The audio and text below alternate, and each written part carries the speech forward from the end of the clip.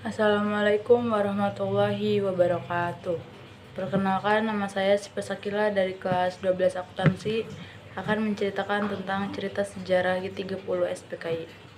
Jadi, G30 SPKI adalah sebuah peristiwa bersejarah yang terjadi pada malam tanggal 30 September hingga awal 1 Oktober 1965 di Indonesia. Peristiwa ini juga dikenal dengan sebutan Gestapo atau Gestap. Gerakan ini melibatkan pembunuhan 6 perwira tinggi militer Indonesia dan beberapa orang lainnya dalam usaha percobaan kudeta yang kemudian dituduhkan kepada anggota Partai Komunis Indonesia atau PKI. G30 PKI ini bertujuan yaitu yang menjadi perdebatan dan interpretasi perbedaan. Namun beberapa tujuan umum yang dihubungkan dengan gerakan ini adalah 1. Pengambilan kekuasaan. 2. Mendukung agenda komunis. 3. Menghapus pengaruh militer. 4. Menghapus faksi-faksi tertentu. 5. Menciptakan perubahan sosial. Berikut beberapa nama tokoh yang gugur dalam peristiwa G30 SPKI. Yang pertama ada Letnan Jenderal Anumerta Ahmad Yani. Yang kedua, Mayor Jenderal Raden Soeparto. Yang ketiga, Mayor Jenderal Mas Tridarmo Haryono. Yang keempat, Mayor Jenderal Siswondo Parman. Yang kelima, Brigadir Jenderal Donas Ishak Panjaitan. Yang keenam, Brigadir Jenderal Sutoyo Siswadiharjo. Yang ketujuh, Letnan Pierre Andreas. Kematian perwira ini merupakan bagian dari peristiwa tragedi yang mengguncang Indonesia pada waktu itu dan membawa dampak yang signifikan terhadap dinamika politik dan militer di negara tersebut. Peristiwa G30 SPKI terjadi pada masa pemerintahan Presiden Soekarno yang menjalankan sistem demokrasi terpimpin. Sebagai partai Stalinis terbesar di luar Tiongkok dan Uni Soviet, memiliki jumlah anggota yang sangat besar. Selain itu, PKI juga mengontrol gerakan serikat buruh dan gerakan petani di Indonesia. PKI memiliki lebih dari 20 juta anggota dan pendukung yang tersebar di seluruh daerah. Pada bulan Juli 1959, parlemen dibubarkan oleh Soekarno menetapkan konstitusi di bawah dekret presiden dengan dukungan penuh dari PKI.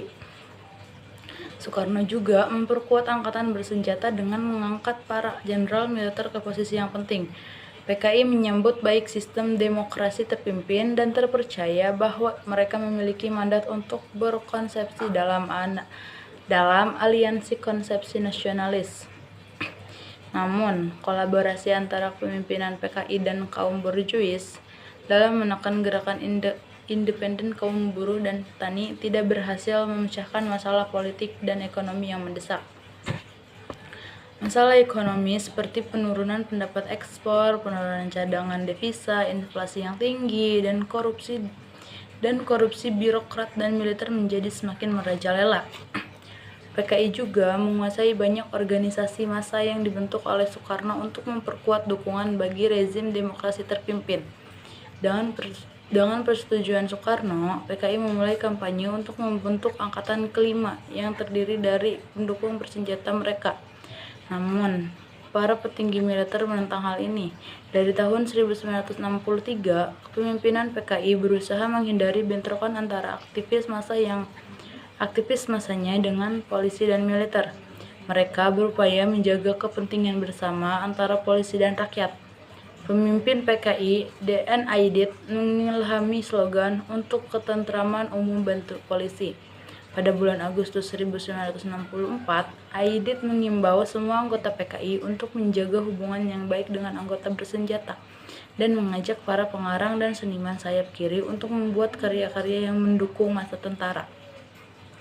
Di akhir 1964 dan awal tahun 1965 terjadi gerakan petani yang merampas tanah dari para tuan tanah besar.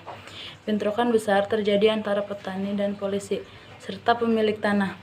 Untuk mencegah konfrontasi revolusioner semakin berkembang, PKI mengimbau pendukungnya untuk tidak menggunakan kekerasan terhadap pemilik tanah dan meningkatkan kerjasama dengan unsur-unsur lain, termasuk anggota bersenjata. Pada awal tahun 1965, para buruh mulai menyita perusahaan-perusahaan karet dan minyak milik Amerika Serikat. PKI menjawab dengan memasuki pemerintahan secara resmi. Pada saat yang sama, para jenderal militer juga menjadi anggota kabinet.